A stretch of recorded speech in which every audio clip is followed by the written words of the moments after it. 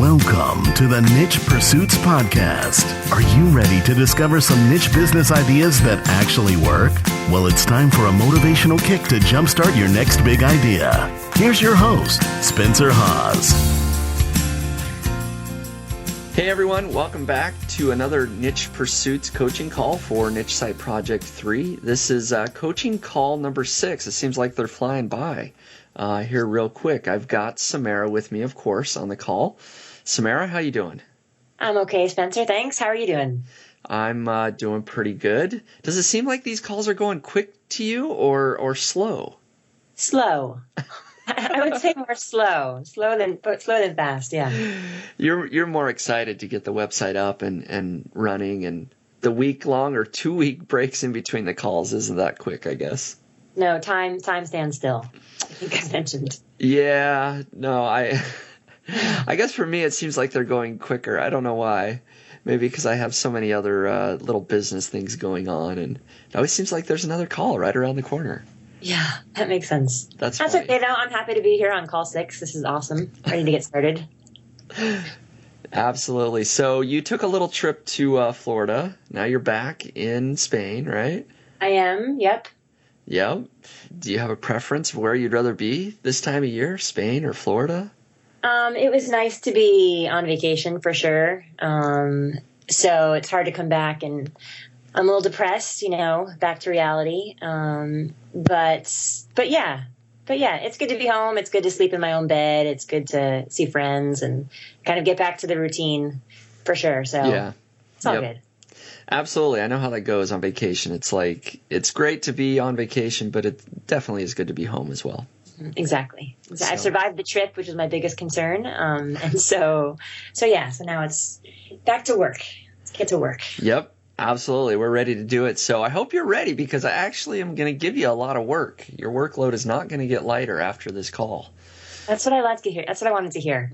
Okay, good. Right. Well, you be ready for it. So coaching call number 6 is a very important one. We're going to talk about long-term content strategies. Of course, content is the core of your website, so it is vitally important here. Again, our lovely project overview. And I just realized I didn't animate all the other slides, so we can handle that, though. That's okay. It'll be less impressive. But yeah, so the overview, we're now here on, it looks like step 6 and 7 actually is basically what we're going to cover today, about developing a long-term content strategy, and then how to actually go about writing and publishing content, what makes great content. And so those are the things that we're going to cover today. And as you can see, we're moving here pretty quick. We only got another 5 or so main points. But this is a big one that really is ongoing forever, right? You don't stop publishing content. It's just today we're really going to dive in deep for the first time. But hopefully we'll be coming back to these strategies on a recurring basis as we build out the site.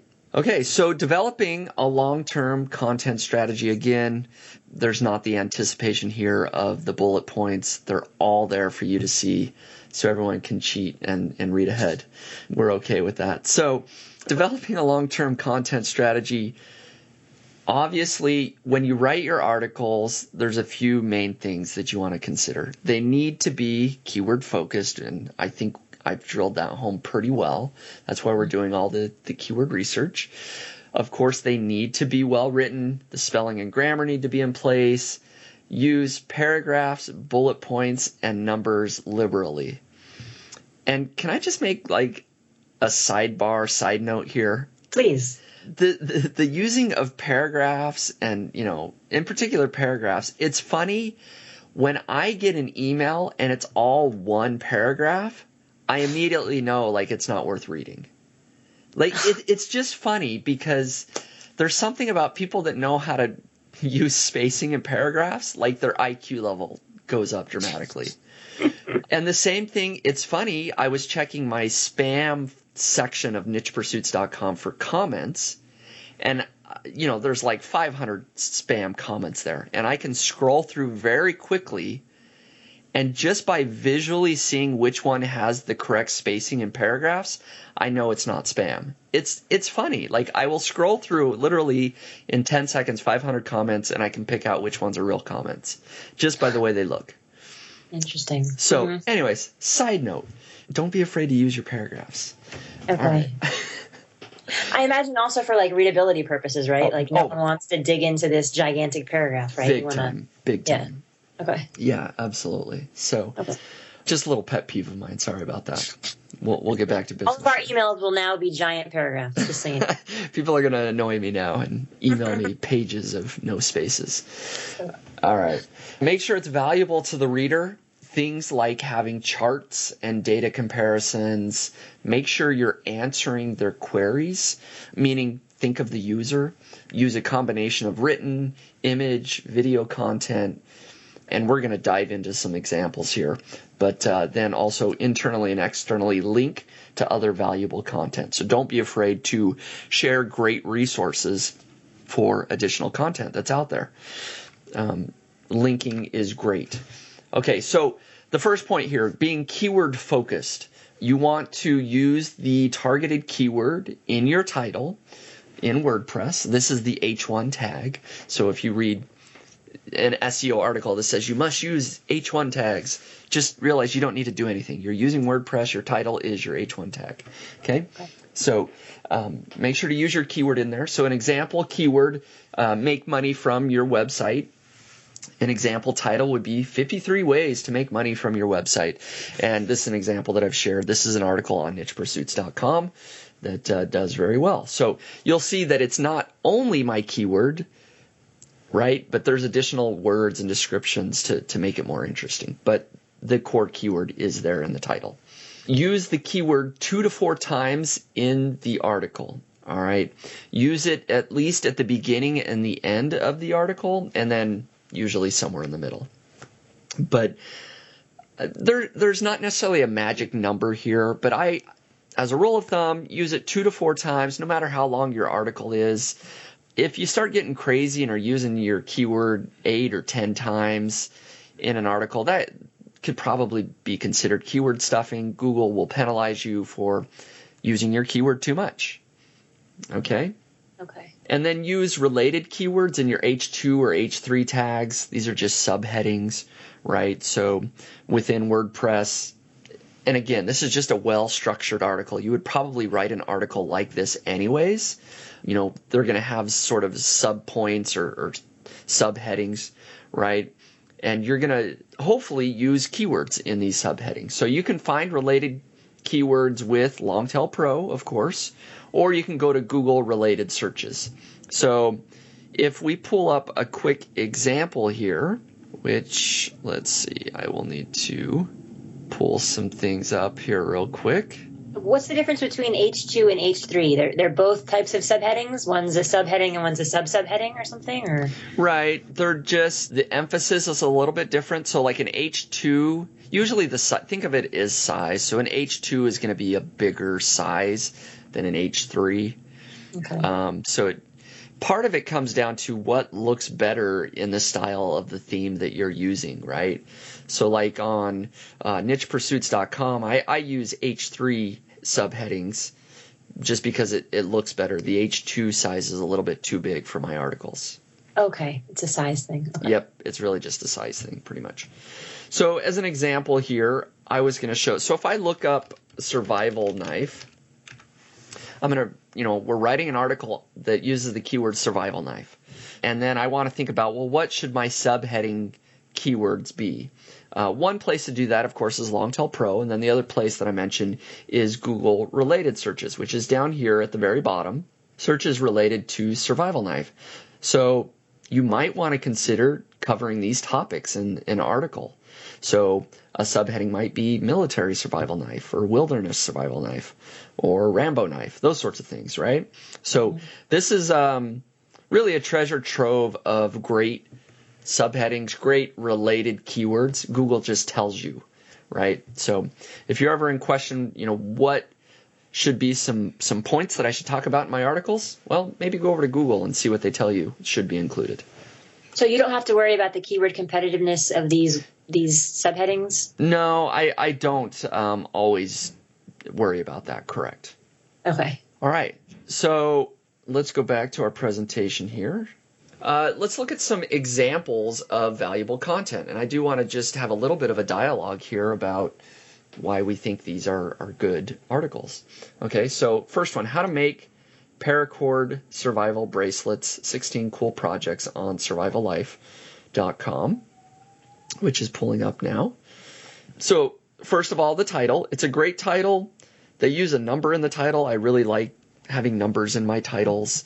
They have the keyword, but it's more than just the keyword, right? They have lots of spacing and paragraphs. Yep. Okay.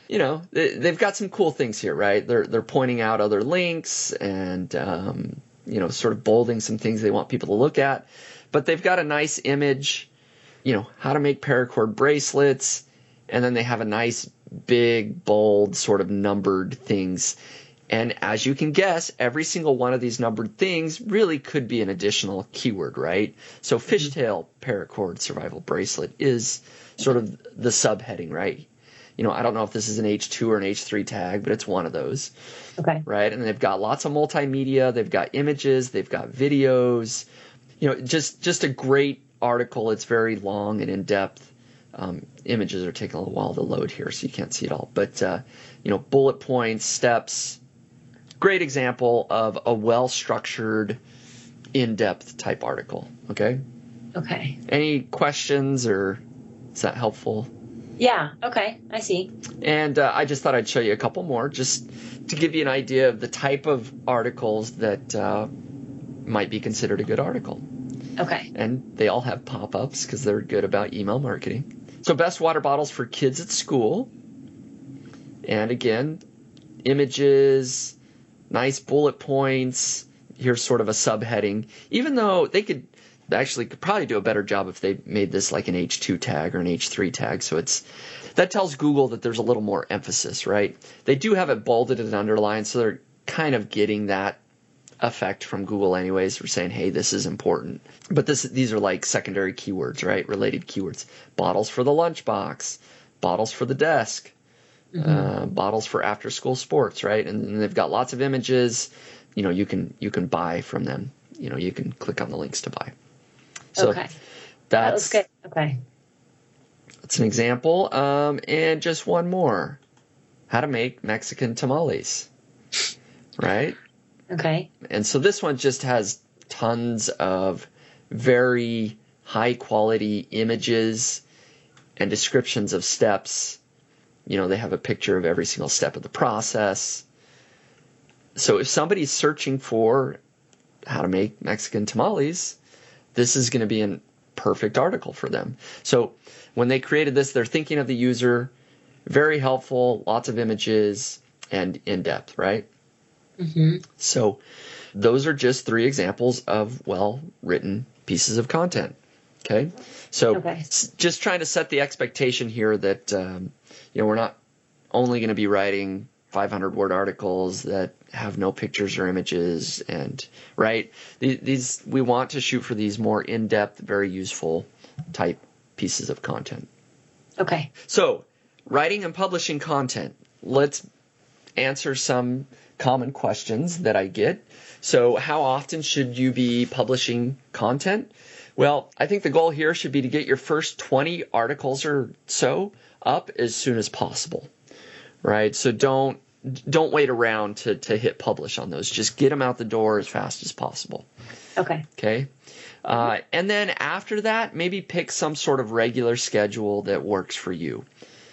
That could be once a day, 3 a week, 4 a month, whatever sort of consistent schedule that you believe that you can keep. So if that's 1 article a week, just hit publish on 1 article every single week.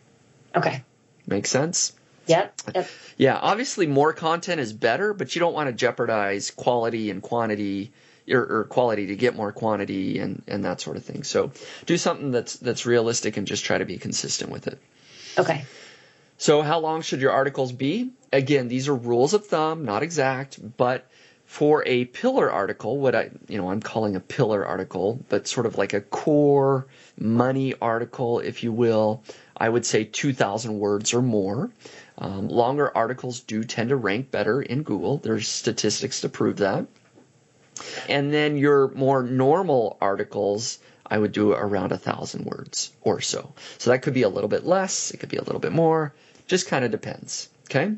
Okay. Is there like a maximum amount of words? Can an article be too long? A pillar article, for example? There really is no maximum. Okay. I mean, I've seen articles almost 10,000 words long.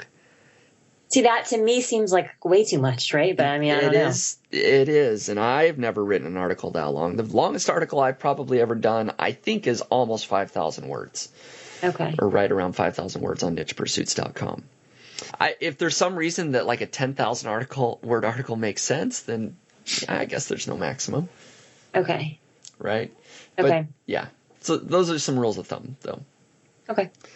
So how many articles of each type, right? So again, sort of as a general rule here, I say one pillar article for every 10 normal articles.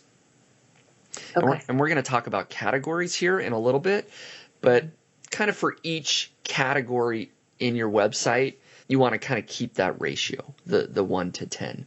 So, one article you're going to put a ton of effort into, make this really great resource, and then, 10 additional sort of normal articles to fill out that category. Okay. And I think I already sort of defined a pillar article versus a normal article. It's just longer and more valuable. A pillar article is also usually going to be more shareable or link worthy. And that is kind of why you do this, right? Is if you write a great resource, it's much, much easier to get links, to get noticed, people coming to your website. That's where most of your marketing is going to come from, is these in-depth pillar articles that you do. And the links that then come to those pillar articles are going to spread the link juice all throughout your website to your other more normal articles, right? Your normal articles probably aren't something that a lot of people are going to just link to randomly. They could, but most of the time you're going to get the links to your pillar articles. Okay. Okay. So organizing your content on your site, like you talked about, you're going to want to do categories. And these are, categories within WordPress. So are you familiar with categories? Not really. No. Can't say that I am. Okay. I was going to see if there was anything I could pull up on my screen real quick. Yes. So basically, when you publish a piece of content in WordPress, you're in sort of the editing window, and I'm going to pull this up in a second. There is a section on the right-hand sidebar that says categories. And so let me pull over my screen. I'm in nichepursuits.com. Give people an inside look here, right? So if I were to write a new blog post, this is what it look like, just like anybody else's WordPress. But over here on the right-hand sidebar are categories, okay? So I've got affiliate marketing, Amazon FBA, article marketing, authority sites, buying sites, right? I've got quite a few because I've been around for a long time, and there's always sort of new subjects that pull up all the time, right? So if I'm writing an article about my latest Amazon FBA stuff, I'm going to check this box, right? It's in the Amazon FBA category. Okay. But if I'm going to be talking about buying websites, I'm going to check that box, right? Or I could do 2 boxes, just depends. Okay, and then of course you can add new categories and that sort of thing. Okay. So that's about it. Okay. As far as how to within WordPress. But it's important. A lot of people, you know what, I'm not even going to bring it up unless you bring it up. Categories really are just a great way to organize your website. So if you're writing about, well, I have camping here later, but if you're writing about, sleeping bags, you're going to check the box for your sleeping gear category. And you're going to just organize everything by checking those boxes. And that really, WordPress takes care of the rest. They create category pages for you. They do all sorts of these things, right, for you automatically on the back end. And so you're going to want to link liberally to articles in the same category. Okay? Does that make sense? You know what I'm saying there? Yep. Okay. Now, it's not like you're not allowed to link to articles in other categories. You can certainly do that, but it kind of just makes sense. If you have one category all related to sleeping gear, you're going to probably be linking to other articles that you've written about sleeping gear. Okay. So, and this is going to be an assignment, but you're going to want to start with 5 to 7 categories on your site. So think through, what are the initial 5 to 7 categories that I want on my site. Create those in WordPress so that you're ready to check that box when you start writing articles on those. Okay. Now, would the idea be to write for each of these categories 1 pillar article and 10 normal articles? Is that the idea? Right. That's the ratio, right? Okay. So it's not like the category's finished once you have one pillar. Yeah. Right. Yeah. Right. Exactly. So Okay. the category might end up with 100 articles on it, 10 pillar articles and 90 normal articles, right? Okay. But yes, that is correct. The Okay. ratio should be the 1 to 10 within each of those categories. Okay. And then I just gave the example here. I think everybody's seen it here, but if you're starting a site on camping, the categories might be hiking gear, sleeping gear, shelter building, fire starting, and water gear and tips, that sort of thing. Does that make sense? Yes. Are the category titles keywords, or they don't have to be, or? They don't have to be, and I wouldn't think too hard about that because, the benefit's not huge there. Okay. Okay. All right. Types of blog posts. So there are so many ways that you can go about writing an article. There's different styles of articles that could be written. And I don't want to try to overwhelm everybody listening in, but there is a great article on digitalmarketer.com about 212 different ideas for blog post types. Okay. And so I do want to review just a couple of these, and you can see the ones I'm going to hone in on here. But if we look at this article, it's huge. There's no way we can go over all of these, but they have things like, I'm looking at this infographic. You could do a list post, right, where you list out a bunch of great things. You could do a how-to blog post. You could do a case study post. You could do a series post, like I've done with how to bootstrap a software company. I've written 3 of the 5 in that series. You can do a YouTube cut-up, which I'll talk about here in a second. Yeah, you could do a interview blog post, a quote type post, content aggregator, anyways, on and on and on. So this is a great way to brainstorm, right? So if you're looking at your keywords and thinking, man, what type of article should I write on best water filter or whatever? This is 212 ideas. Look at one of these and think, oh, you know what? This would work. This would be a great debate post, right? I should quote what some other big blogger said about water filters and totally take the opposite side and call them out on it. Okay. Maybe that doesn't work with water filters, but I think you get the idea. Yeah. Okay. Right? This is a great way to brainstorm a ton of ideas. And these are really, really great ideas. So I don't want to just gloss over it. It's definitely worth reading. Okay. Here's 4 or 5 types that maybe we'll sort of focus on that I kind of like. I'm not saying that these are the best, but I kind of like these. So product reviews with a table. Are you familiar with these types? This is what I did on, my survival knife site and that sort of thing. I'm familiar with the survival knife, the famous table that you created. Yes, exactly. So that's basically, why is it not letting me click on this? There we go. These are the type that most, I will say, niche website builders do that are building these Amazon affiliate websites. Here's just a quick look at an example. Basically creating a chart with the different options and a short description and saying the good, the bad, that sort of thing, whatever, right? And I usually like to compare overall ratings or maybe price, size, whatever it might be, right? So just an article with charts and comparisons in that.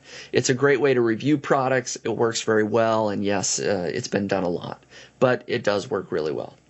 Okay. Now, Content Aggregator, that's a different type than what we've talked about here a little bit. But let me show you a good example of one here. This is on, again, survivallife.com. So basically what they have done here is they've aggregated tons of content written by other people. See all these quotes? This big one under the potatoes section. So basically what the Content Aggregator is, you write a short introduction, okay, on whatever topic it is, and then you basically copy and paste quotes from lots of other resources. Okay? And again, this is totally legit. It's not illegal to quote other people. They, link out to them. So this is from offthegridnews.com where they got this quote, and they just do this, for the 20 items, right? So this is an excellent article. Lots of images, great quotes. So you write a short introduction and then, probably a short conclusion here and say, yep, these are 20 great. Looks like they don't even have a conclusion. So not necessary. But I can tell you that I don't know if this particular article, but there's other articles on survivallife.com that do very well where, they've only written 300 or 400 words of original content, but they've aggregated a lot of great content that it does really well in Google. They rank really well for these keywords. Okay. So that's totally legit. You don't have to be 100% unique. It's okay to aggregate content, to curate content. Okay. Any questions or anything else? Not yet. Okay. You're just an expert here. If only that were true. This is all old news to Samara. Yeah, I'm actually reading a magazine while you give this presentation. I believe it. I believe it. Yeah. All right, here's another one. This is, I forgot what the title was. This is the embed and react type article. Okay. So this is similar in that you're curating content here, but basically what they do, I think this one is it's a infographic that they got from somebody else. Okay, so this is somebody else's infographic, but basically they embed this on their site, which again is totally fine to do, and they link out to the source, and then they react to it. So they say, we think this infographic is great for X, Y, and Z, and we think it's bad for, this, and this, right? So it's a great way to get good content, and here's where they react. They actually have, I think, a few different people react to that content, basically is what's going on.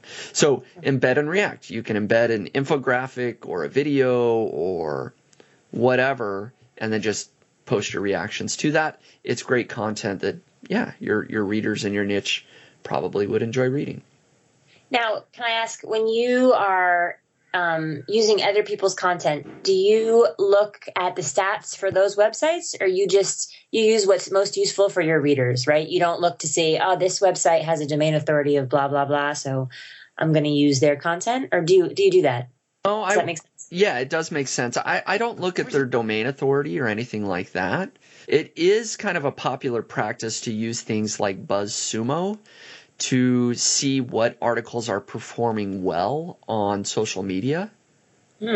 Right? So it's not so much an authority thing, but you can go to BuzzSumo, and that's what they do, and you can type in, survival knife, and you can see which blog posts talking about survival knife have been shared the most on the web.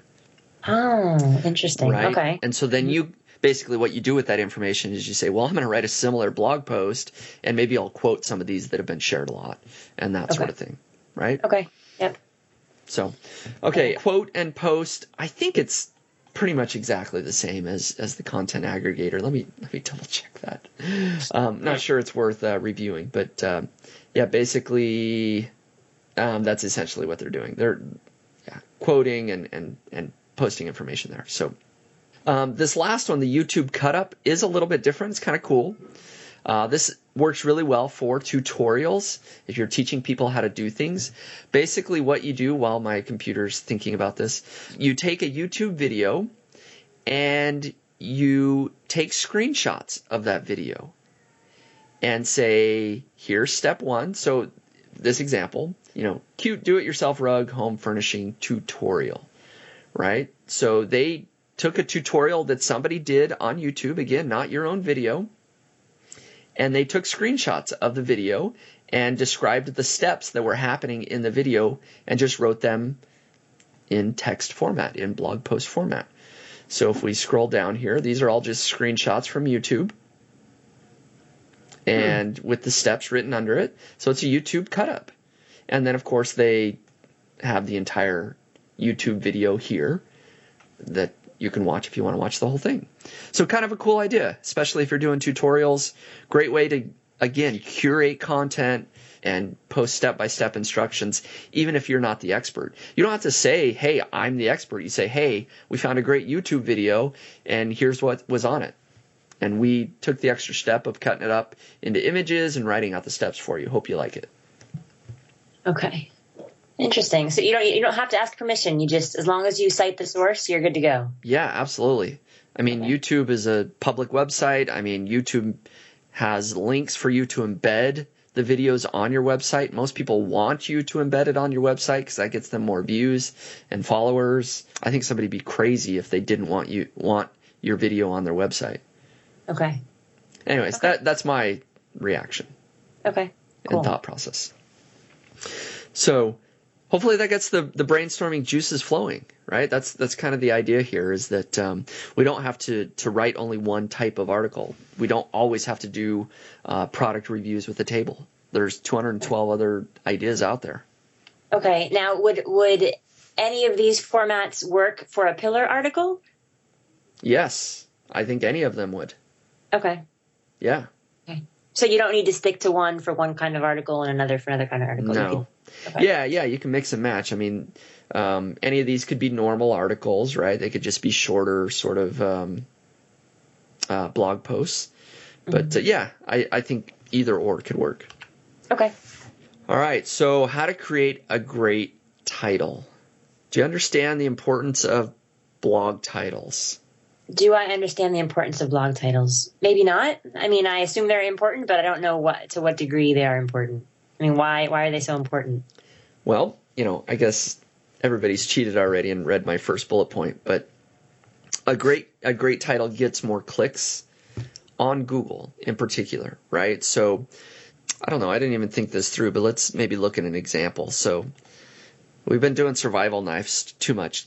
Can you think of another example of just a product or any short phrase? Like gardening shears, like we've been doing gardening? Yeah, there we go. Yeah. So let's gardening shears. Let me pull that over. Okay. I don't know. I was just going to see if there's any great titles here, but there may not be because it's such a boring topic. Oh, sorry about that. No. Okay, well that experiment failed. Let me just tell you about great blog post titles. I need to not veer off of my presentation too much. Okay. So basically, even if you're not ranked number one, let's say you're ranked third or fourth or fifth, but if you have a really catchy blog post title, you still might get more clicks than the number one guy because your title sounds more interesting. Okay? Mm-hmm. So it's sort of human psychology here, though. Here at play, you don't have to be number one in Google to get the most clicks. If you're more interesting, you very well might get more traffic to your website than the guy ranked above you. Okay? Mm-hmm. So it's very important, not just for Google, but also people are going to be more willing to share your article on social media. And of course, as they share that, that's going to generate more backlinks. So it really is important from a marketing standpoint to put a lot of effort into creating great blog post titles. So I'm not going to give a whole dissertation. Frankly, I'm not the expert at creating great blog post titles. I know it needs to be done, and I try to implement what I know. But there are a couple of experts out there. I'm going to just have you read these, and I'll have this in the assignments section, of course. But quicksprout.com has a definitive guide on creating headlines, and then there's one at WordStream here. There's a couple of others, but these will give you a really great idea. Some of the things that I sort of like to focus on is lists do really well. Just lists, period. So the 10 greatest gardening shears, you've ever laid your hands on.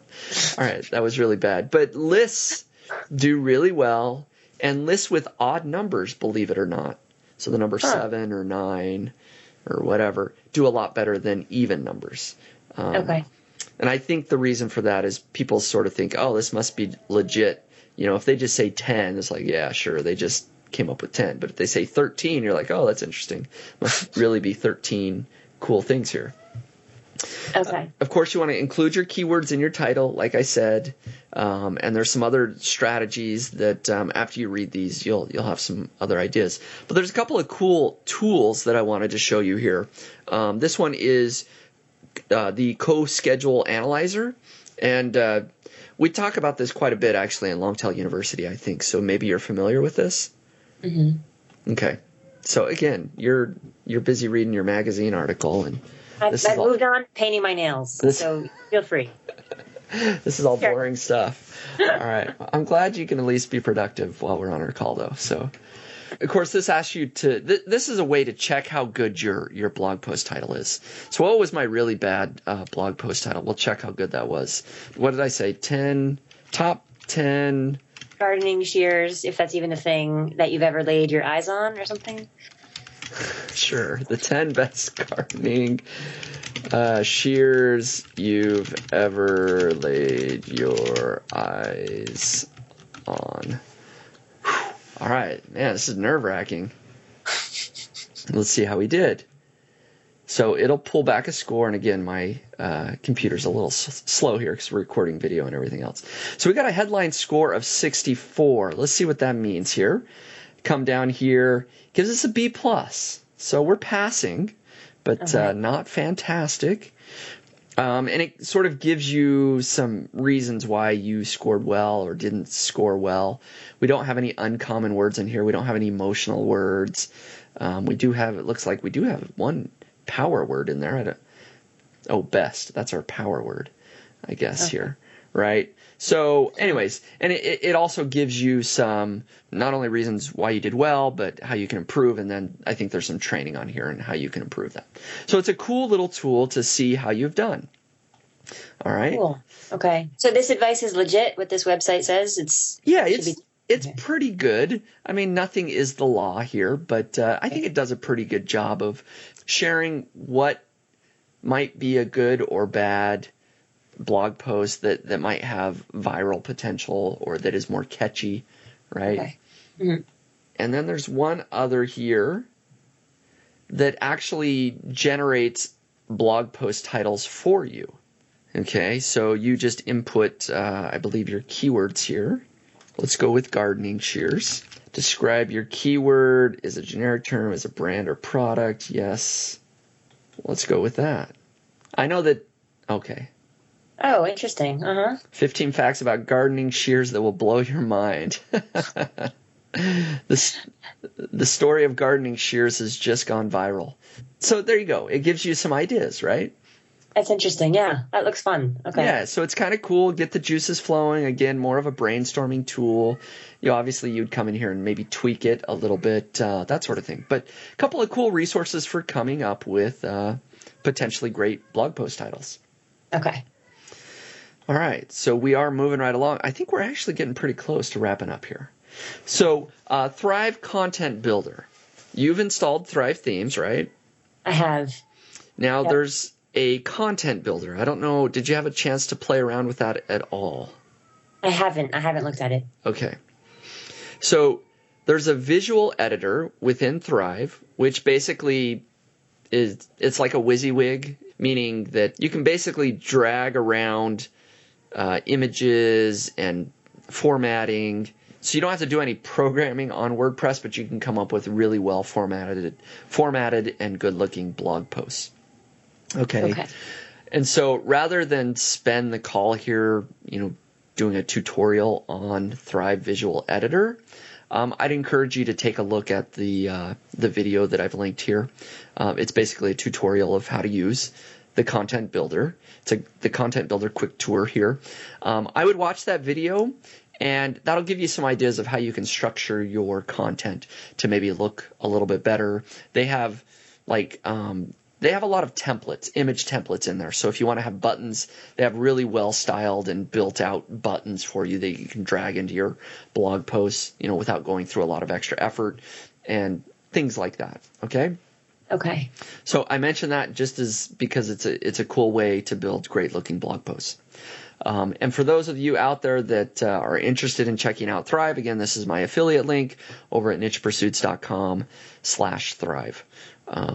So that's what Samara is using, and then also the other students are using as well. So Colleen and Ryan are also going to be using Thrive themes and possibly the Thrive Content Builder on their websites. Okay. All right. We're at the assignments page. Oh, wow. Yeah. Do you have any questions of anything that I went over or anything that came up while you were painting your toenails? Actually, yeah, I have a question. It's about pillar articles. Okay. And the ordinary articles. How do I pick which keywords I'm going to target for the pillar articles? That's a good question.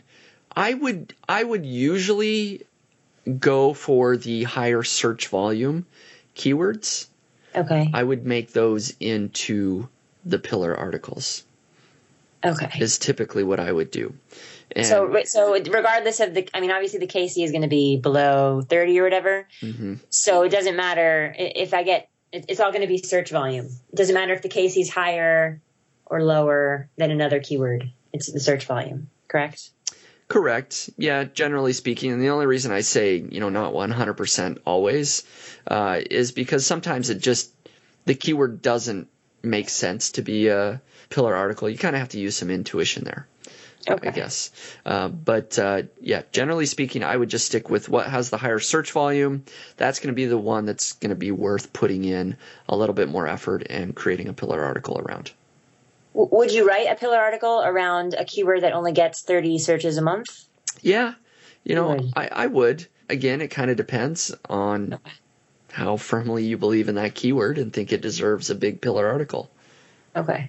So sorry, I don't have definitive answers one way or another, but at least generally speaking, I would go with the higher search volume. Okay. All right. That makes sense. That's the only question I have at present. Okay. Okay. Awesome. So here's the assignments for call 6. Read Brian Dean's on-page SEO guide. Okay. And we really covered all of, I believe, pretty much everything he says in that guide on our call here. We already covered. But if you read through that, that'll be a good sort of refresher. Those are the best practices for how to structure content and how you need your pages to be so that Google, can find them and crawl them and that sort of thing. Okay. And then the other one that I mentioned already, read digital marketer blog post ideas. Okay. Mm-hmm. And then I want you to figure out your first 5 to 7 categories and create them in WordPress. Mm-hmm. And I also want you to read these headline resources that I mentioned again as well.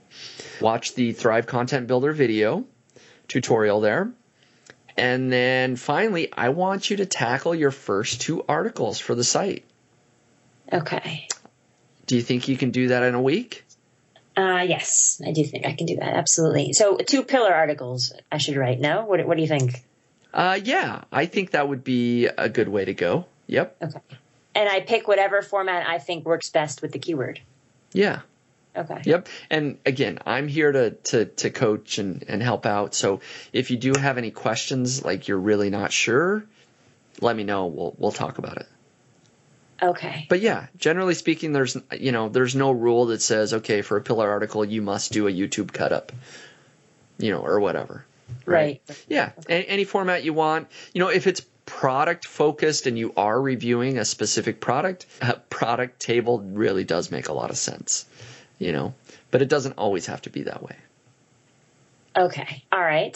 That sounds good. So if I'm going to recommend products, for example, I'm not really sure how to do that. I mean, how do I embed the link to go to such and such a site, or do I need to have an affiliate account with the certain place where they sell that product, or I mean, what would you recommend? So you're getting onto monetization, aren't you? Yes. Well, I thought a pillar article is a money article. Yes. No? Or I mean, I'm happy to write an informational article if you think that's what I should do. Yep. No, it absolutely is. My thought was that we will come back to the articles and add all your affiliate links after you've written them. Okay. Is sort of what I'm doing, just to keep it bite-sized, because monetization is going to be an entire call on its own, and I believe that's our next call, if I'm not mistaken. Yes, our next subject to tackle is monetization. Okay. So for now, just get your 2 articles written, and yes, absolutely, if they're product-focused, we will be linking to Amazon or whatever with an affiliate link to make money from those articles. But right now, don't worry about adding those. We'll come back and do that next week. Okay. Yeah. Okay. Sounds good. Yeah. And so, I mean, for the blog post types, these can be sort of a combination of all of the above, if you know what I mean. They don't have to be strictly like a product table and that's it, right? You could do a product table and still make it a sort of a quote and reaction, right? So you could quote a bunch of customers that have bought this product and say, here's what customers have said, and then you quote them, right? And then maybe you react to some of their quotes and say, well, it sounds like Sally has really had trouble with these garden shears because of this. In my research, I found that these garden shears have better handles, right? So you can quote a bunch of people and then just react to their quotes within your product review / table type article. Okay. You already know all this. I only mention it for others listening in. It's not for you. You are way ahead of us all. All right then. All right. No, I mean that in a good way. I believe that you're a great writer. I'm confident that you're going to have really good articles. I'm excited to see what you have. Thank you. I'm excited to get cracking. Yep. That sounds good. All right. So very cool. I think that wraps it up. I'm excited. You're going to have your first couple of articles on the site. We're going to start getting the structure there. And yeah, after our next call, after we talk about monetization a little bit, the long-term content strategy is really going to be in place, and we're going to just be able to start cranking out articles. Okay. Sounds good. Cool. I like it. Thank you, Spencer. Awesome. Well, very good. I appreciate your time once again, and excited to see what you have to present for everybody next week. Thank you, Spencer. All right. I'll talk to you then. Okay. Thanks a lot. Okay. All Bye. right, bye-bye.